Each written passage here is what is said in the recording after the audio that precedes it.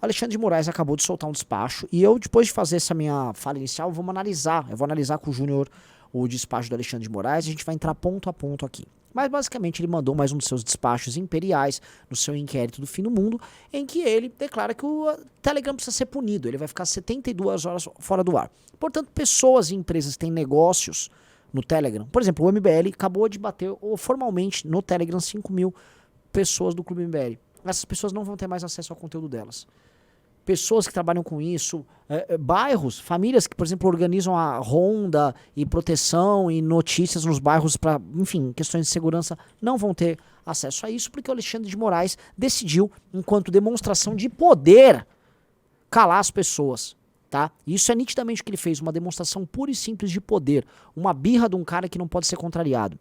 A nota que o Telegram ontem, que redundou agora na censura ao aplicativo, é uma nota normal. E é uma nota em que a empresa está opinando. Eles já trataram, de ofício, que isso é uma fake news. Baseado no quê? Na opinião deles. Na verdade, o primeiro a se posicionar sobre isso foi o importante interlocutor da democracia brasileira no mundo, Felipe Neto, de quem vamos tratar mais tarde. Já saiu, isso aqui é fake news. Não há fake news nenhuma, senhor Felipe Neto. Alexandre de Moraes também falou que é fake news e também falou que, assim, ele dá a entender no despacho que é um ataque ao judiciário. Ora, senhor Alexandre de Moraes. Ataque quem faz é você. Você está atacando frontalmente o dito Estado Democrático de Direito, que há muito tempo no Brasil é mera ficção, mas que agora está ficando claro para todo mundo o que ele realmente é. Veja, está rolando agora, eu volto a repetir, uma censura de ofício por parte de um ministro do STF, de forma monocrática, num processo em que ele é acusação e magistrado. E nesse processo ele cala uma empresa por ela dar uma opinião sobre um tema que lhe é concernente. Você me desculpa, isso é censura, e você me desculpa, o Brasil não está vivendo em regime democrático algum. Isso tudo diante de um silêncio de todos os pares, e aqui eu volto a falar, tá? Porque vai vir gente aqui falar, vocês votaram nulo, bababá. Meu amigo, com o silêncio dos 2 ministros do Supremo colocados pelos Bolsonaro, tá? Com o silêncio covarde de todos os senadores da República, que no máximo reclamam, mas não convocam o Alexandre de Moraes para ir no Senado. Eu nunca fui favorável ao Alexandre de Moraes no momento em que o Bolsonaro queria dar golpe, fosse chamado à Câmara dos Deputados, como queriam fazer. Porque aquilo era mero showzinho para esquentar a gente que estava tentando dar golpe de Estado no meio da rua. Agora, passou isso. Nós não vivemos, e eu volto a repetir, nós não vivemos a ameaça de golpe do Bolsonaro. Isso acabou, o Bolsonaro é passado. Estamos no 5º mês em que Bolsonaro não é mais presidente. E mesmo os bolsonaristas, por mais que vocês do STF não concordem, eles são titulares de direitos e garantias, não são? A real, meus amigos, é que vocês aí do STF gostaram do poder imperial do Alexandre de Moraes e vocês estão fazendo uso disso porque quem inseriu o instrumento para governar em nome de vocês, que era o Lula, não está conseguindo. Porque o governo do Lula é uma desgraça. O governo do Lula é ruim demais. Ele é muito pior do que vocês imaginavam. E vocês passaram pro Lula, por Orlando Silva e pro Lira a missão de passar a pele da censura e eles não conseguiram. E quando eles não conseguem, o que vocês fazem do STF? Vocês falam, vou resolver por ofício, assumindo o desgaste para si. Mas tá faltando homem. Ou seja, ninguém no Senado fez nada, os pares do Alexandre de Moraes no STF ficaram calados.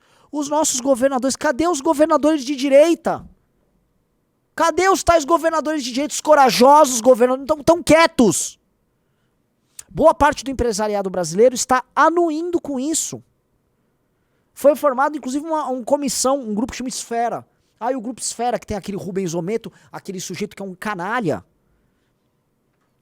se juntando para ver como vão regular as redes. Gente que não entende nada de rede social e gente que ganha muito dinheiro se aliando ao Estado brasileiro. Isso tudo está acontecendo agora. Então tá faltando homem e tá faltando representação. Ao invés de debatermos coisas sérias, foi convocado o ministro da Justiça, Flávio Dino, no Senado. Esse cara vai participar da convocação e aí vai o otário com o broche da SWAT e toma uma lacrada de um outro otário, que é esse ministro, que tá sujo todo de lama do dia 8, por conta da postura dele que anuiu com aqueles invasores. Então, quando a gente soma todos os elementos, meus amigos, os elementos são de oposição fraca, lideranças irrisórias, destruídas, uma massa difusa nas ruas e nas redes tentando se organizar, desmotivada e que foi enganada por um líder falso, e um inimigo implacável que está passando de todos os limites para poder se manter na posição de poder que está. E esse inimigo se chama hoje Alexandre de Moraes, e não apenas ele, e as oligarquias que estão ao redor dele. Tá? O grupo político que administra o Brasil, que não se encerra no Lula e tampouco se encerra no Alexandre de Moraes. Eles são todos elementos diferentes, mas elementos constituintes do mesmo grupo que quer basicamente calar a nossa própria população. Tá? Essa decisão é uma decisão que vai deixar muita gente pistola. E esse é um ponto que precisa ser tratado. Isso só vai aumentar a fervura. Eu faço uma pergunta retórica aqui. Hoje foi o Telegram. O Telegram é a menor dessas grandes redes. E amanhã? E se for o grupo Meta, o Facebook, a soltar uma nota? O Alexandre de Moraes vai tirar o WhatsApp do ar? Quantos pequenos negócios no Brasil ele vai fechar fazendo isso? E se for o YouTube soltando uma nota? Ele vai fazer o quê? Ele vai tirar o YouTube do ar? Vamos virar oficialmente a China? Ou que tal o Alexandre de Moraes, por ofício, manda criar uma rede social brasileira? Ou ele estatiza as redes sociais? Olha que legal. Viramos o modelo russo? O Lula já está aí viajando pelo mundo apoiando a China e a Rússia. Estamos vivendo o início de um regime híbrido, que não mais é a tal da democracia que todo mundo fala defender. É um regime híbrido, é um regime misto, em que um homem tem poderes imperiais, um Congresso Nacional não faz nada, o Executivo está junto, como membro, por enquanto, mais fraco disso, e a população jaz inerte. Ai, a imprensa que lutou contra a ditadura. Ai, os nossos democratas das redações da Barão de Limeira com a Folha, da turma conservadora do Estadão, dos fumadores de maconha lá do Globo. O que essa imprensa está fazendo? Ela está apoiando a censura. A imprensa está apoiando a censura. Eu vou tratar muito disso tudo. A forma como a imprensa apoia a censura é a forma também como a imprensa se transforma em oligarquia. Porque ela era o elo fraco da oligarquia, porque ela estava perdendo dinheiro, e perdendo espaço, perdendo relevância. Esse projeto é o projeto que permite que ela se torne uma instituição paraestatal, que através de um arranjo legislativo é financiada pelas redes sociais para se manter como um ente político. E assim, meus amigos, sua liberdade vai sendo tolhida, sua possibilidade de agir, de mudar as coisas diminui, e uma guerra civil, eu volto a repetir, uma guerra civil, é gestada por esses imbecis que ocupam as posições de poder no Brasil. Esse é um dos vídeos, essa é uma das lives mais graves que eu faço aqui, tá? Divulguem ela, porque hoje vamos debater coisa séria. E mais, tá? Encerrando essa primeira introdução que eu faço aqui, o que nós vemos acontecer no Brasil e que vem acontecendo de forma assodada, parece não se justificar apenas pelo que aconteceu no dia 8. A regulação das redes ela era baseada na ideia de que havia uma direita antidemocrática e que, enfim, fazia uso de notícias falsas em redes sociais para estimular a violência. E o dia 8 caiu como uma luva para eles construírem essa história. Mas não é só isso. O Brasil aparenta ser a ponta de lança de um sistema, não de um sistema, de uma agenda global de regulamentação das redes sociais, muito extensa, que tem como objetivo destruir vozes dissidentes. Isso nos Estados Unidos, no Canadá e na União Europeia. O dito Ocidente olha com muita curiosidade para os cucarachas aqui do Brasil, para ver que se o projeto aqui anda legal, se eles podem, porque eles estão muito felizes com esse projeto, levar à frente isso. E a gente vai trazer provas desse processo, vamos trazer outras figuras que estão falando disso. Inclusive o pessoal do Clube MBL, eu até soltei um áudio no Clube MBL, já teve acesso. Nós vimos agora interlocutores nossos comentando disso, de como o STF está envaidecido, de que o STF brasileiro, com aquelas figuras profundamente vaidosas, estariam pautando, veja só, um projeto que vai mudar o mundo. Isso explica dos Filipes Netos na Unesco até o Gilmar Mendes no Roda Viva. Tá? É muito grave, e assim eu encerro o editorial e começo o programa. Boa tarde, Junito, galera. Senhor Renan Santos, momento grave para a democracia brasileira e está se formando um campo de batalha. Seria mais uma guerra por proxy no Brasil, Renan Santos? Olha, você trouxe um bom ponto, né? Se o Brasil, isso aí seria uma guerra por proxy, eu acho que o Brasil é uma cobaia. O caso brasileiro é claramente de uma cobaia, ou seja, um arranjo de forças progressista e oligárquico se insurge de tal maneira que eles mudam a regra do jogo. E qual seria a regra do jogo? A regra do jogo nós somos uma o que a gente chama de Ocidente, ele é composto por, via de regra, regimes democráticos liberais. Isso em todo o Ocidente. O Brasil e a América Latina, eles não são parte do Ocidente, mas eles seriam, vamos dizer, elementos da periferia do Ocidente. Esses países, né, de primeiro mundo, no caso, eles, enfim, a ideia de tolher a liberdade de expressão é uma ideia muito pesada para eles. Só que na cabeça deles, eles não estariam fazendo isso diretamente, eles estariam fazendo isso através das redes sociais. E eles estariam domando e controlando esse monstro que é as redes sociais. Eu já vi gente, tá? Eu tive nos Estados Unidos esse ano, eu vi gente do Partido Republicano comentando que o Partido Democrata acredita que a única forma de enfrentar a China é adotando métodos chineses dentro da própria democracia norte-americana. No caso, controlando, por exemplo, esse fenômeno gerador de dissidência que são as redes sociais, que permitem que as pessoas das mais diferentes linhas de pensamento se aglutinem e comecem a trabalhar e defender ideias sobre isso. E isso acaba gerando fenômenos incômodos, como Donald Trump, que teve a prisão, que teve uma condenação agora, que pode dar em cadeia para ele, até nomes menores, deputados, parlamentares e movimentos civis. O Joe Biden, todo mundo sabe, ele está muito longe de ser favorito a levar as eleições em 2024. Na verdade, ele caminha velozmente para perder as próximas eleições. Então, me parece que esse recrudescimento geral, ele tá na agenda, ele vem acontecendo no Canadá e ele tem no Brasil o seu primeiro grande palco de batalha. E olha então o nosso papel. Nosso papel enquanto brasileiros não se encerra no nosso território. O nosso papel como vítimas, ou como primeiras vítimas de uma agenda que não é apenas brasileira, é um papel que vai inspirar resistência em outros países.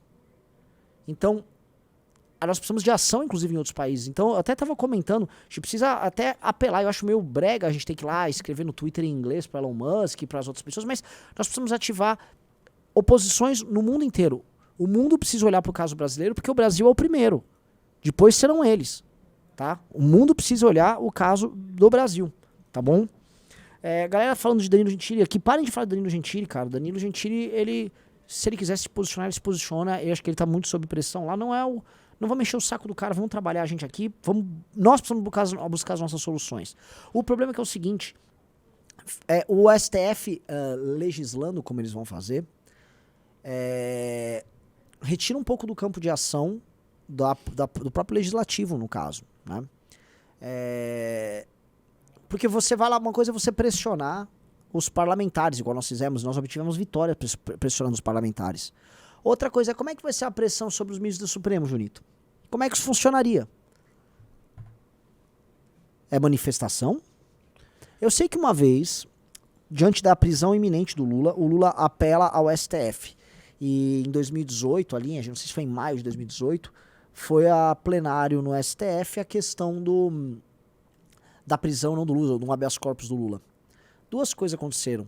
A gente vem pra rua, convocou manifestações bem grandes em todo o território nacional, de dia, quer dizer, foi à noite, mas em dia de semana, às vésperas da votação. E houve uma fala do Vilas Boas, dando um susto lá na Suprema Corte. A Suprema Corte retrocedeu e o Lula foi preso. O que eu quero dizer com isso? Temos que ficar de olho. Não estou falando de Forças Armadas, isso aqui é papo de bolsonista, mas eventualmente o povo vai precisar ir às ruas. Há um problema aqui. Além das pessoas terem sido anestesiadas por um discurso golpista, portanto, elas ficaram... O que a gente chama de campo da direita no Brasil foi tão influenciado por notícia falsa, por estímulos contraditórios, por uma conversa vagabunda do ex-presidente Bolsonaro. Então essas pessoas estão muito desmotivadas e não está fácil elas focarem no que precisa ser focado. O problema é que o restante da população, creio eu, não está dando o devido peso para esse caso. Uma coisa que eu estava analisando aqui com as pessoas aqui no escritório do MBL é como o caso da Shein, da Shopee, foi maior que o caso da censura. Se vocês olharem com carinho, como o caso de uma capivara no fim de semana foi maior que o caso da censura. Se eu for falar aqui de redes sociais, vejam como as pessoas são fugazes e como elas se perdem nessas distrações de rede social. Mas as pessoas estão amortecidas. É um momento histórico perfeito, Renan Santos, para eles passar esse tipo de coisa. Eles tiveram, foi 4 anos Bolsonaro usando a raiva dessas pessoas para fazer negociatas com o Supremo. Ele ameaçava o Supremo, que parecia algo grave, e ele usava isso para trocar favores com o Supremo, para salvar Flávio Bolsonaro. Então acho que até as pessoas mais Sim. engajadas, elas perderam. Essas pessoas que hoje precisariam estar ativas, elas perderam Completamente energia. Perderam energia. É o momento perfeito para eles fazerem esse tipo de coisa. Tanto que assim, eu acho que assim, em algum momento, e não tão distante, as pessoas vão precisar voltar às ruas. O MBL vai ter que ir às ruas. E eu sei que bolsonaristas vão ter que ir às ruas. E todo mundo vai ter que ceder.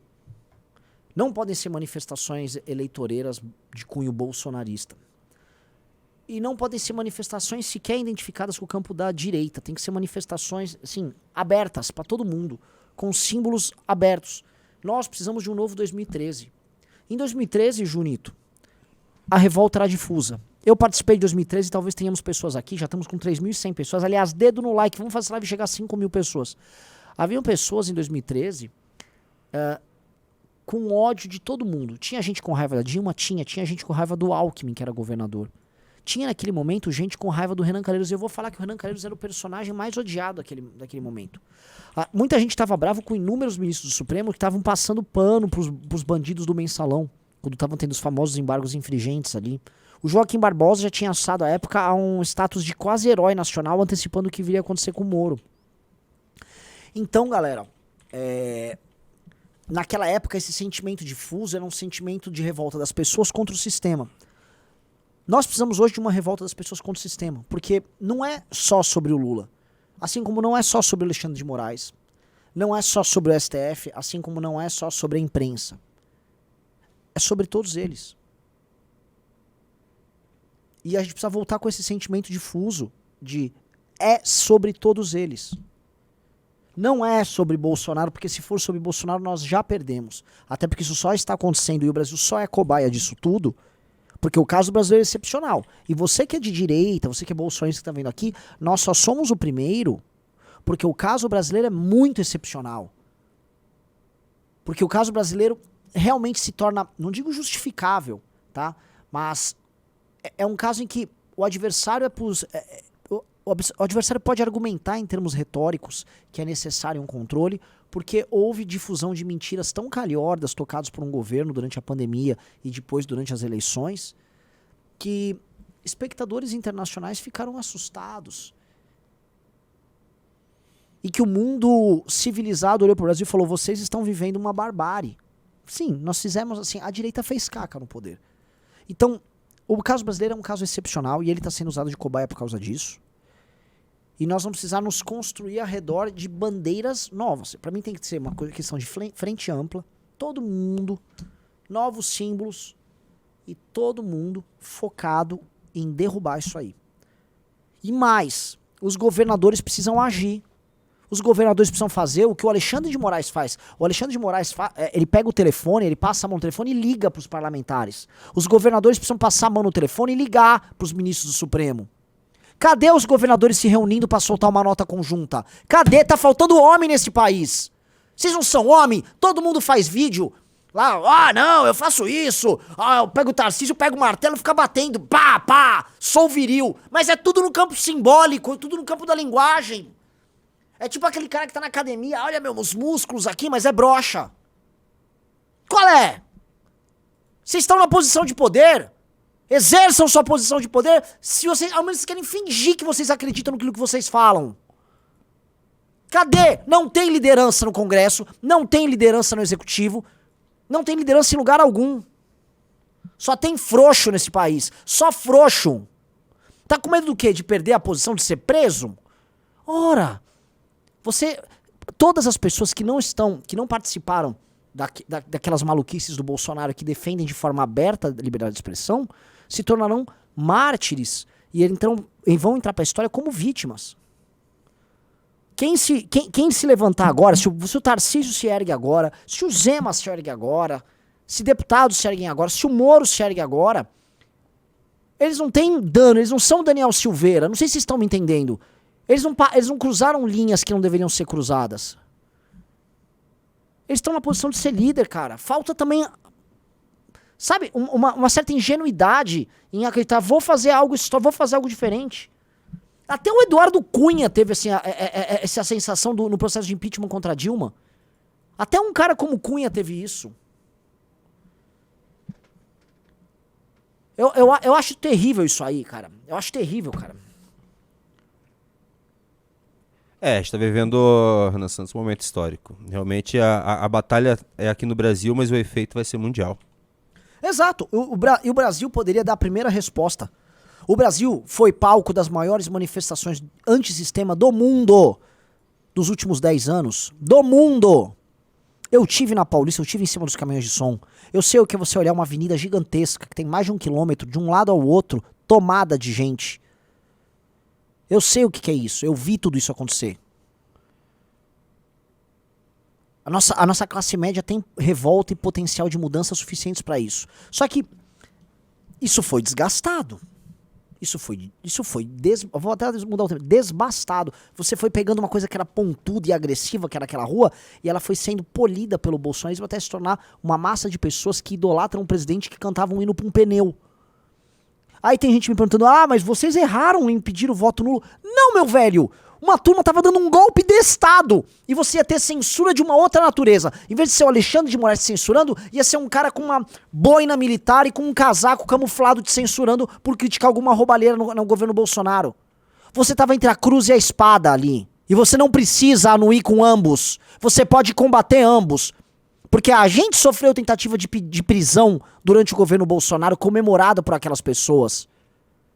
A gente viu, e as provas estão todas aí, que eles tentaram liderar um movimento golpista e assim, numa ditadura, a censura é o menor dos problemas. Costuma ser o primeiro, mas não costuma ser o pior dos problemas.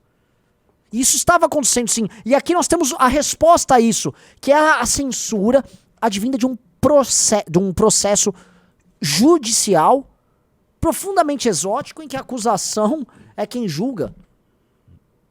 E aí que não tem matéria. Ele trata assim, qualquer coisa, tá no inquérito das fake news. Telegram, vem pra cá. E é o país que a gente tá vivendo. E lembrando, né, Renan Santos, que a gente já tá acostumado que a gente viveu isso. O MBL foi perseguido, teve operação policial em sede do MBL, que foi pra todas os jornais, foi pro Fantástico, tudo. E a gente sabe o que é perseguição, mas eu acho que vai ter que partir da gente, talvez, Renan Santos, esse primeiro passo para fazer uma oposição. Porque só a gente tem essa, vamos dizer, moral para fazer isso, digamos? Muito a gente, mas não só a gente. Não só, mas assim, se partir da gente, eu acho que vira uma Sim. Em cadeia, sabe? Agora, sim, o que eu tô falando aqui precisa ser transformado num corte agora. O que eu vou falar aqui especificamente. Prestem atenção no que eu vou falar. Vamos dando like pra chegar mais gente. Vamos lá, eu vou repetir, eu vou ser bem claro, vou ser bem explícito. Nós vamos precisar ir pras ruas em algum momento. E isso não pode se transformar em... As ruas não podem ser uma máquina geradora de motivos pra sermos censurados. Você tá entendendo, Júnior? Eu me fiz claro.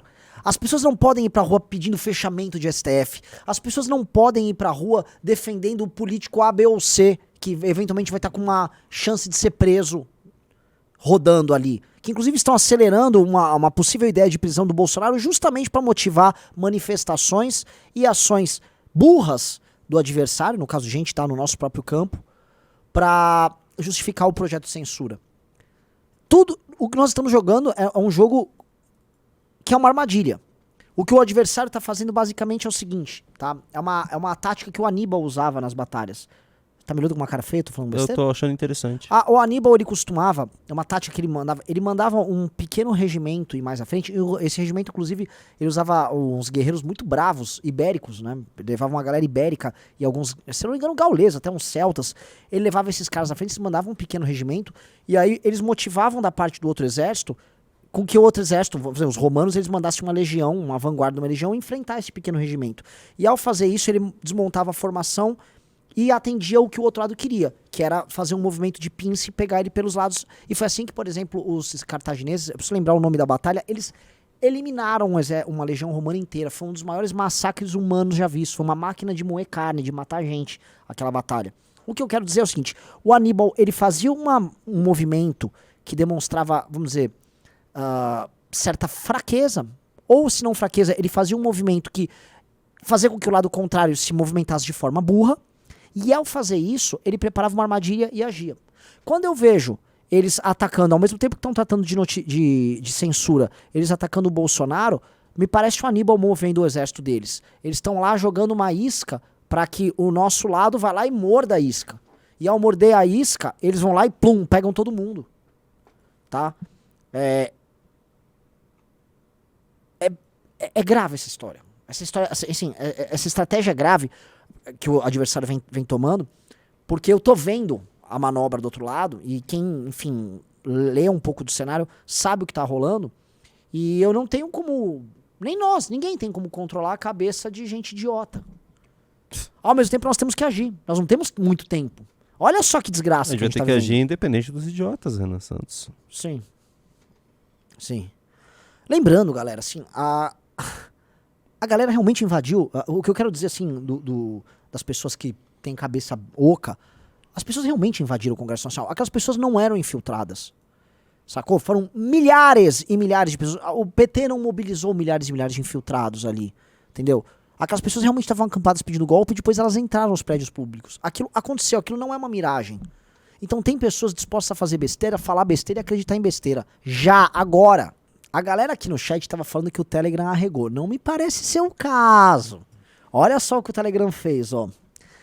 Em inglês tá: nós recebemos uma ordem da Suprema Corte do Brasil que obriga o Telegram a remover a nossa mensagem anterior sobre o PL 2630 e enviar uma nova mensagem para os usuários que está incluída abaixo. Ah, já era, já. Aí a mensagem que está incluída, não é que eles falaram isso, pessoal. Eles simplesmente estão demonstrando caráter autoritário. Então, assim, que eles colocaram embaixo: por determinação do STF, a empresa Telegram comunica. A mensagem anterior do Telegram caracterizou flagrante ilícita desinformação atentatória ao Congresso Nacional, ao Poder Judiciário, ao Estado Democrático de Direito e à democracia brasileira, pois fraudulentamente distorceu a discussão e os debates sobre a regulação dos provedores de redes sociais e de serviços de mensageria privada na tentativa de induzir e instigar os usuários a coagir parlamentares. E tá entre aspas, o pessoal tá falando aqui, ó. E tá realmente, entre aspas. Mas o fato de estar entre aspas não importa, porque o texto acima é Assim. óbvio. A mensagem não é deles. Eles estão avisando: nós recebemos uma ordem, tá aqui a ordem. Eles estão escancarando a censura, eles não estão se curvando a nada. Vocês estão loucos, vocês têm que ter interpretação de texto, molecada. Vamos lá. Isso aqui é assim, o Telegram. O Telegram, eu vou falar que é instituição. Nem brasileiros, são russos. Eles são russos. O cara do Telegram, enfim, surgiu numa ditadura. O Telegram hoje é o maior instrumento de defesa da democracia brasileira. Ponto. Ele tá aqui escancarando aqui, ó. E outra coisa, essa mensagem que o Alexandre de Moraes mandou eles colocarem é uma mensagem só, é mentirosa. O Alexandre de Moraes tá praticando notícia falsa na cara dura. Onde houve tentativa de induzir e instigar os usuários a coagir os parlamentares? Onde eles fizeram isso? Outra coisa, você instigar um usuário a pressionar um parlamentar dentro de uma democracia é errado? Coagir parlamentar? O quê? Alguém vai com uma arma na frente de um parlamentar bater nele? Ninguém tá fazendo isso. Nós viramos votos dos parlamentares, senhor Alexandre de Moraes, na moral, cobrando nas redes sociais. Você vai fazer o que? Você vai prender a gente? Por coagir? Porque assim, nessa interpretação extensiva, aquelas lives que nós fizemos pressionando os deputados, pode ser considerado uma coação para Alexandre de Moraes? É uma interpretação absolutamente extensiva. Vou interpretar do jeito que eu quero. Outra coisa, quem disse que é uma flagrante e ilícita desinformação? Quem disse? Quem afirmou? Você afirmou, do nada. Você já tem sua posição. E nem é assim, e nem há direito de defesa e direito de contraditório, porque o seu processo é um processo que você ataca e julga. Então, e aí está tentando contra o Congresso, o Poder Judiciário, o Estado. Aí que é aquela sopa de letrinhas, né, as grandes instituições, tá, que só serve aqui para gerar aquela coisa macarrônica. Agora eu volto a repetir, não teve nada da parte do Telegram que tenha sido atentatório, a porcaria nenhuma, tá? E não houve recuo nenhum. Vocês têm que ler direito isso aqui, tá? Outra coisa, pega o negócio do Jota que eu te passei. Isso aqui é grave. Eu não posso colocar o negócio do Jota, porque é um áudio protegido. Não é o áudio, eu te mandei a mensagem. alerta. É o alerta. STF marca, mas não deve julgar o artigo 19 do Marco Civil na próxima semana. Ministros do STF avaliam que, embora marcado para o dia 17, o julgamento sobre o artigo 19 do Marco Civil da Internet dificilmente será iniciado na semana que vem. Um dos motivos é que, antes dele, constam na pauta da Corte ações sobre a possibilidade de quebra de sigilo e bloqueio de aplicativos de mensagem. Uau! É? Debate que deve se estender. Os caras estão absurdo, falando cara. agora, não é que eles vão tirar de pauta o debate no STF sobre o artigo 19 do Marco Civil, não especificamente porque vencemos. Não, é porque eles querem incluir quebra de sigilo de troca de mensagens dos usuários em mensageiros como WhatsApp e Telegram. Você tá entendendo, Junito? É bem grave, É né? tipo violação de correspondência o que esses caras estão falando em fazer. Violação de correspondência, mesmo em países em guerra, costuma não acontecer. Eu vou repetir. Mesmo países em guerra. Violação de correspondência é anticivilizacional. Violação de correspondência, eles estão querendo botar na pauta violar correspondência, que essa é real.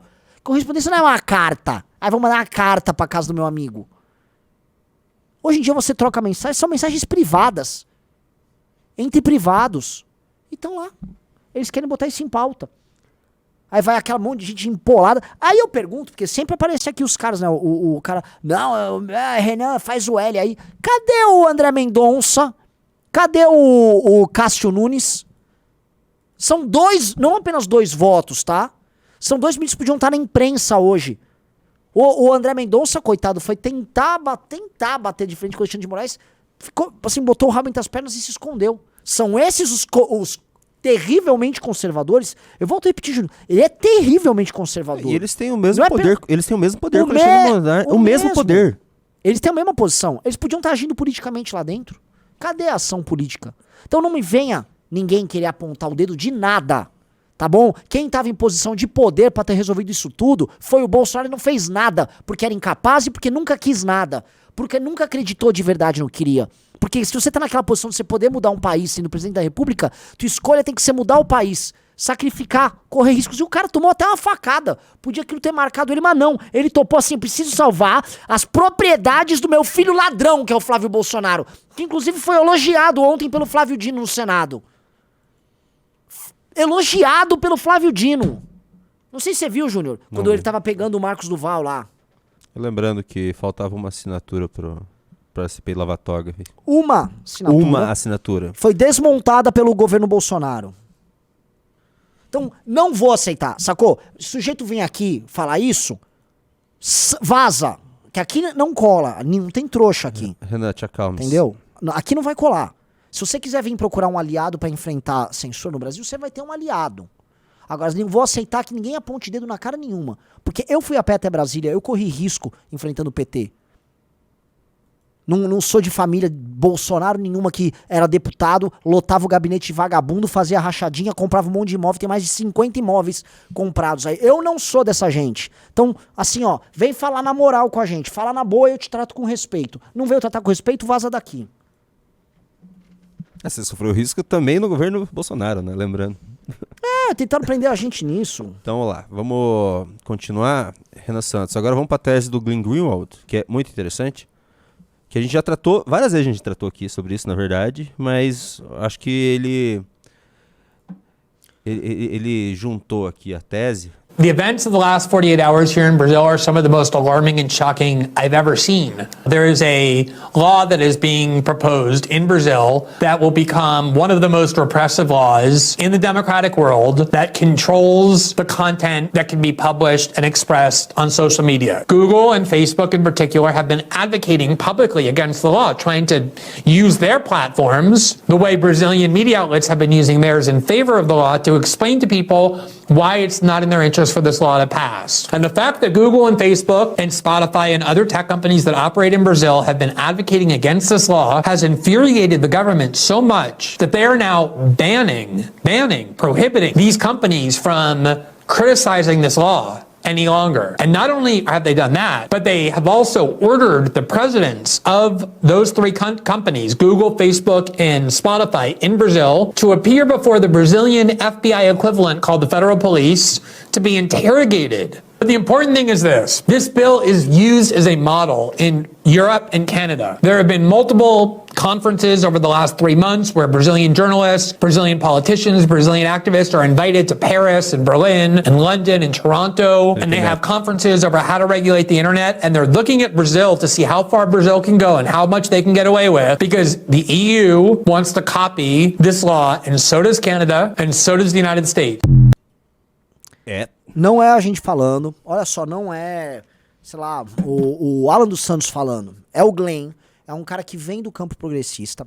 Agora, independente dele ser um progressista, ainda que nos Estados Unidos ele esteja só se comunicando hoje com o campo da direita, que ele foi cancelado ali pela esquerda, o Glenn, ele é um defensor histórico de liberdade de expressão. O Glenn é um cara que deu espaço pra... Não sei se foi o Assange ou o Snowden, entendeu? O Glenn é um defensor histórico da questão da liberdade de expressão. E o recado que ele está trazendo não é um recado para nós brasileiros. Não sei se você está entendendo. Esse recado é um recado pro americano, pro consumidor de conteúdo dele lá. O Glenn é também, facilmente, um dos 5 jornalistas mais influentes do mundo. Tá? Ele é o mais influente do mundo. Eu não sei dizer se é o mais. Talvez eu possa estar sendo injusto. No combinado, ele é o mais influente do mundo. Talvez, assim. Talvez. É um cara que tem influência geopolítica, o Glenn. Sim. O Glenn é quase uma instituição mundial. Tá? E o que ele estava explicando, meus amigos, é aquilo que eu falei um pouquinho antes, que o Brasil está sendo tratado como cobaia. E por que o Brasil está sendo tratado como cobaia e isso vem acontecendo antes no Brasil do que em outros países? Porque, percebam, via de regra essas coisas acontecem primeiro em outros países e depois elas acontecem aqui. A elite brasileira ela é sempre caudatária do que acontece em outros lugares, a elite brasileira é sempre meio burrona, ela é sempre meio chonga. Ela não é capaz de inovar. Mas no caso brasileiro, a inovação está vindo aqui. E por que está vindo aqui? Pelo status bem especial que o Brasil adquiriu nessa discussão sobre liberdade de expressão por conta do que houve no governo Bolsonaro. Eu preciso falar nesses termos, e eventualmente tem algum bolsonarista que vai ficar irritado aqui. Se você é um bolsonarista e fala assim, não estou gostando, coloque no chat. Mas eu vou ser bem claro. Aquela postura na pandemia, e eu não estou aqui assim, advogando na turma do... Como é que chama aquele... Aquela tipo, SUS, vacinas, quero usar máscara para da minha vida, eu não tô advogando o nome deles. Eu sei todos os exageros desses caras. Eu tô falando do nome do besteirol e das maluquices que foram feitas ali.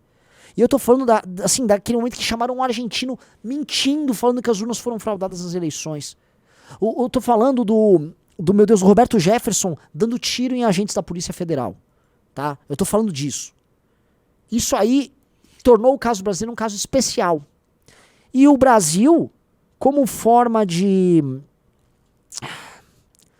As elites brasileiras, e eu me refiro às oligarquias que administram o Brasil, como forma de responder isso, elas se tornaram uma espécie de vedete internacionais para tornarem o país cobaia para ver se levam à frente essa agenda. Tá? Então, eu queria mostrar uma coisa que, vamos dizer assim, que referenda o que foi dito pelo Glenn, já no governo Lula. Você tem aí, Júnior? Sobre a visita do Lula ao Biden, porque o Lula encontrou o Biden. Tenho sim. E muita coisa foi dita, mas muito pouca coisa foi resolvida. Se falou sobre Ucrânia, se falou sobre a Amazônia, se falou sobre acordos comerciais, mas nada na prática aconteceu. Na prática, o que a gente mais viu foi o Lula tomando bronca lá fora sobre a posição dele sobre Rússia e Ucrânia. Mas teve uma declaração do Lula que praticamente atesta o que o Glenn falou. E quando você coloca isso dentro de uma timeline, você fala, ok.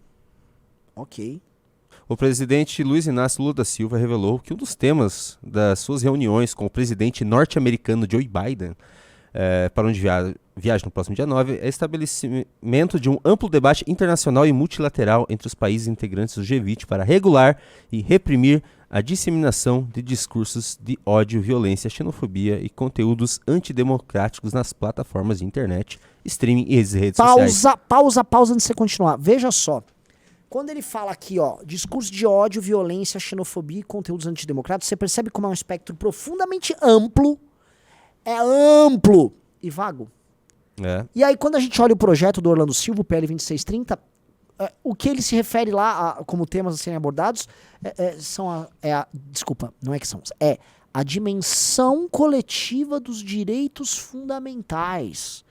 Ou seja, é um termo vago que inclui todas essas baboseiras que o Lula colocou aqui.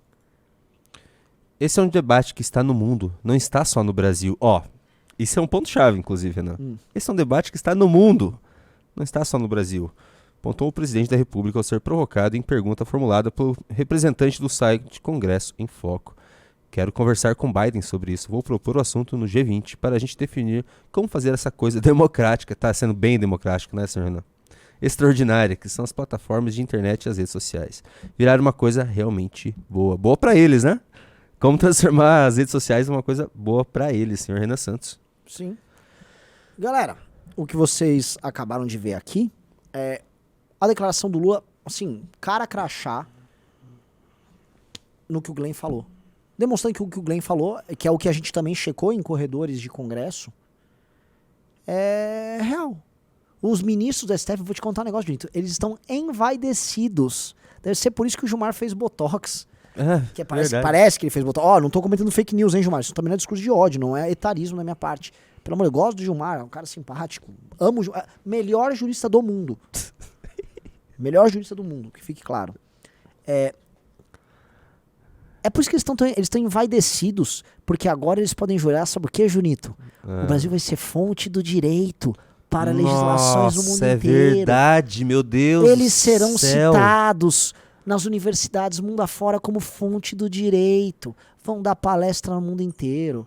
Ai, a capacidade legiferante de um STF guardião das liberdades democráticas que constrói uma legislação e um arcabouço através do seu processo de debates internos na Suprema Corte, de modo que a população entenda que as redes sociais têm que ser reguladas para que o discurso de ódio e as democracias... Acho que você matou a charada. Você matou a charada, Renan. É isso. Caramba. É isso. Então, assim, esses caras... De palestras mundo afora, até colocar gente vaidosíssima, Barroso, vaidade lá no céu, Carmen Lúcia, Gilmar Mendes, que sua fixação alemã, Alexandre de Moraes, fontes do direito. Toffoli, que é um cara que, assim, é um Zé Ninguém, fonte do direito. Imagina o Zanin ainda, que é um advogado que só tomava pau ali na Lavato. Fonte do direito, fonte para os outros países. Veja só que coisa fabulosa. Seremos influência. A Bruxelas vai debater os julgados de Alexandre de Moraes. Ah, que interessante. Parlamentares da União Europeia vão debater isso. Vai ser chamado em Haia para dar palestras, sim. óbvio. E aí, quem já está fazendo turnê pelo mundo? Pergunto pra você, vamos ver se a galera no chat, quem já é o primeiro representante dessa turma que está viajando pelo mundo, fazendo defesa do papel brasileiro nessa história? Quem? Coloca aqui no chat, tô aguardando. Vamos ver quem é o primeiro a colocar aqui. Ó, foi o Luan Xabelucas. Aqui, ó, o Luan Xabelucas disse Nelipe Feto. Foi o Luan que acertou. Nelipe Feto. Ele virou... O Brasil já exportou muita coisa. O Brasil já exportou jogador de futebol, já exportou café. O Brasil também exportava garotas de programa para os outros países. O Brasil agora está exportando influencer ditador. Olha que legal. Felipe Neto é uma nova modalidade. Então o Brasil fala, manda ele para a Unesco e aí ele fica feliz. Estou mostrando para o mundo a importância de enfrentar o ódio nas redes. Quem diria que Felipe Neto ia ter um papel global? O menino era só um imbecil fazendo vídeo de Minecraft. E agora ele tá indo censurar alguém, sei lá, no Canadá. Na Holanda. Meu Deus do céu. Veja só a contribuição do Brasil. Finalmente o Brasil contribuiu para a comunidade internacional. Eis o papel do Brasil no mundo. Felipe Netos e julgados autoritários do STF para acabar com a liberdade de expressão. Parabéns, Brasil. Parabéns, Brasil. E talvez tenha sido a única coisa realmente sólida que o Lula tenha negociado com a turma do Biden lá nos Estados Unidos, né? Porque de resto foi uma vergonha. Me espanta também, vamos dizer assim, que elementos da esquerda não tenham se insurgido contra isso aí, tá? Eu vi algumas figuras da esquerda reclamando só da montoeira de dinheiro que ia pra Globo, porque eles queriam essa montoeira de dinheiro também pra eles. Verdade seja dita.